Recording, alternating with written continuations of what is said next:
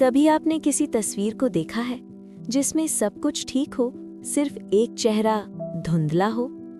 कभी महसूस किया है कि कुछ यादें हमसे छुप जाती हैं क्योंकि अगर वो सामने आ गईं तो हम टूट जाएंगे।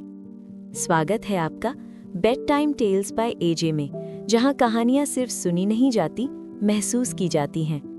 आज की कहानी एक ऐसी तस्वीर की जो पूरी नहीं पर किसी की जिंदगी पूरी बर्बाद कर सकती है।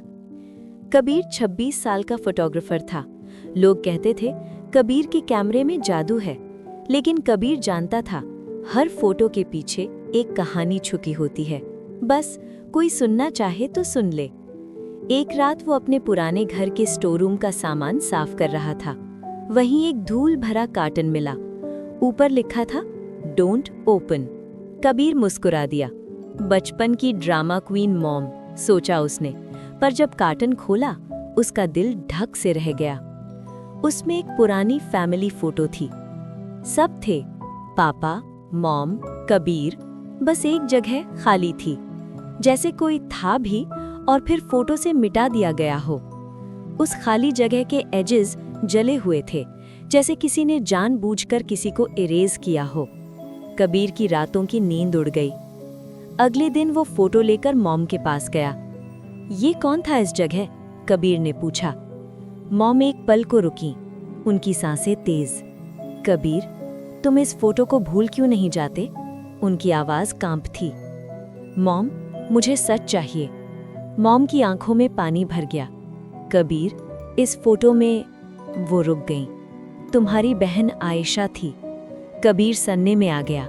बहन? मेरा कोई सिबलिंग नहीं था।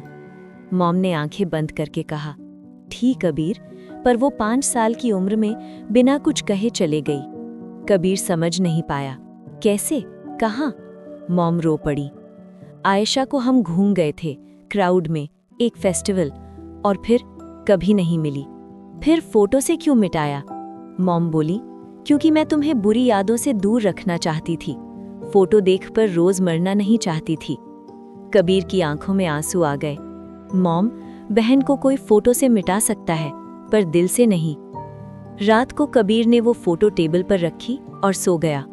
बीच रात किसी की हल्की सी खिलखिलाहट उसके कमरे में गूंजी। कबीर ने आंखें खोली, कोई नहीं। फिर नजर फोटो पर गई और उसका दिल धक से रुक गया। जो जगह खाली थी, अब वहां एक छोटी सी परछाई दिख रही थी। एक बच्ची उसी जगह खड़ी हुई, धुंधली, पर बिल्कुल वैसे ही जैसे मॉम ने बताया था। कबीर की सांसें रुक गईं। वो फोटो के पास गया और बच्ची की परछाई धीरे धीरे उसकी तरफ देखने लगी। उसकी आंखों में कोई गुस्सा नहीं था, सिर्फ एक सवाल, भाई, मुझे क्यों भूल गए? कबीर रो पड़ा। आयशा में नहीं भूला, मॉम ने, वो सिर्फ। परछाया धीरे से मुस्कुराई, मैं अब ठीक हूं भाई। और फिर फोटो के अंदर से वो परछाई ब्रीज की तरह हल्की सी गायब हो गई। फोटो दोबारा देखा, जला हुआ कॉर्नर अब बिल्कुल साफ था। खाली जगह अब भी खाली, पर अब वहां एक फूल बना हुआ था, जैसे किसी ने साइन कर दिया हो, मैं खुश हूं। कबीर ने फोटो को फ्रेम करवाया और अपने कमरे की दीवार पर लटका दिया। वो फोटो अब भी अधूरी थी, पर कबीर के हिसाब से कभी कभी अधूरी चीजें ही दिल को पूरा कर देती हैं। कुछ कहानियां हम पूरी नहीं करते, वो खुद अपनी पूरी होने की वक्त चुन लेती हैं।